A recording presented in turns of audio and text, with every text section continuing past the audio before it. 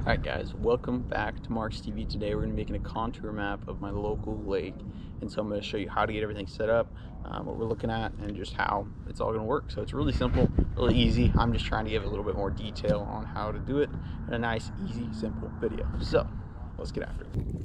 Alright, so now when you first get it fired up, it's not going to know where your GPS position is. So we can see that denoted by, we got the question mark over our ship here. If you had your contour maps pulled up, it automatically will start doing sonar because we don't need GPS for that. And then here also it's flashing my GPS position, which was my last known position. So we're not gonna really be able to do any contour maps until we get GPS. It won't take very long.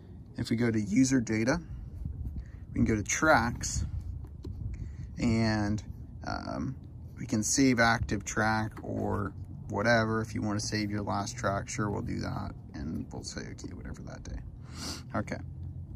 Now, if we go back, we should have a new track on the contour maps.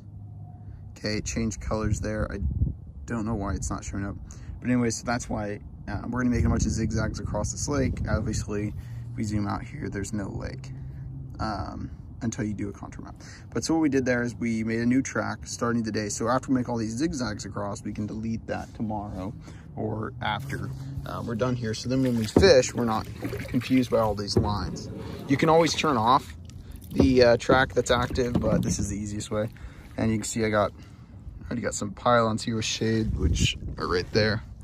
All right, so what we're gonna do, we can start our contour map. So as long as we have that pulled up and selected, so in this case, since we're on a combo, there's a blue line kind of around this box and not any of the others. It's kind of hard to see. You can see how it's highlighted blue and these are kind of gray.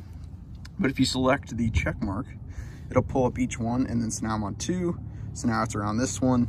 Click it again, 3. If I click it, it'll move 1, or when the numbers are up, you can actually move around with the arrow keys. So we'll go to 1, boom, we're selected. So now we can edit the contour map settings. Otherwise we could edit the sonar or whatever. I guess it's still gonna let us do it all here. So anyways, contour, Quickdraw Contours, and start recording. Okay, boom, we got this green line around us, so we'll zoom in. I typically do about 50 feet, 30, 50 feet. And now it's orange, okay? That's because I do have my depth shading turned on. So if we go to settings, quick draw map, quick draw contours, settings, display, my contours are on, so our community, so hang on.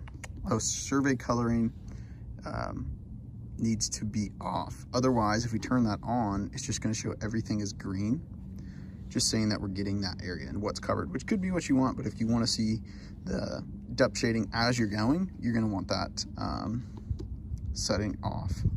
All right, so for now, I think I'm gonna turn back just so we can start to get this area here mapped a little bit. And so I've gone up the side a little bit, so we'll go back down and then try to get a nice line going here.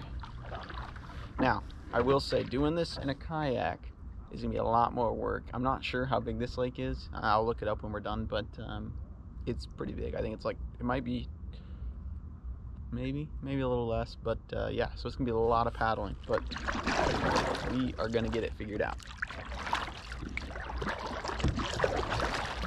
So what I'm gonna do now is go, in this case, I'm probably gonna only do like 15 feet away. Typically you can get away with like 30, but I know the contours from the wall to here are pretty good, and I wanna make sure I get a good map.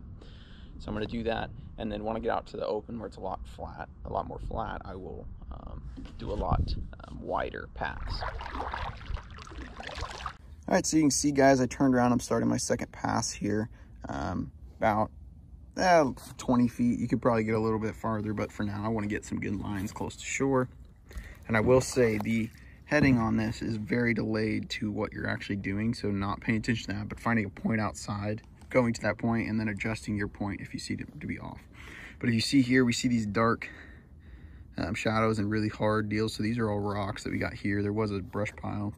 I'm not sure. I think I might need to adjust my gain on the sonar to get that a little bit better, but we're gonna keep going down, and then we'll show you when we get a little bit more of the map made here. So.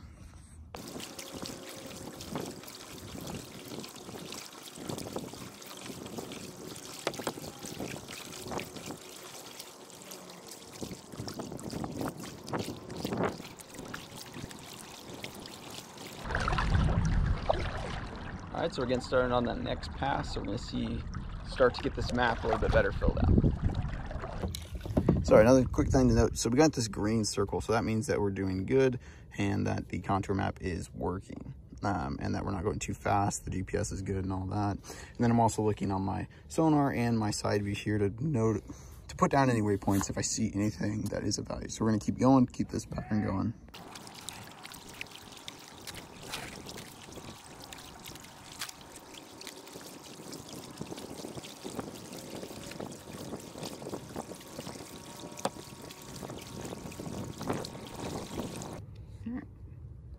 So here we can see the whole lake, nice circle. Got a little point there. It's a very steep drop off here versus up shallow, and this is all trees and whatnot. So yeah, that's what the lake looks like. 2 hours of work. Looks pretty good. All right, guys, so I really hope that helped you.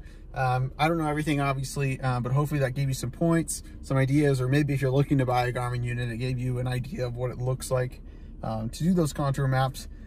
And yeah, so thank you so much for watching. If you have any other questions about how it works or any other settings with the Vivid 9SV that I have, please let me know below, or if you have any other requests on videos you'd like me to do with it. So thanks for watching.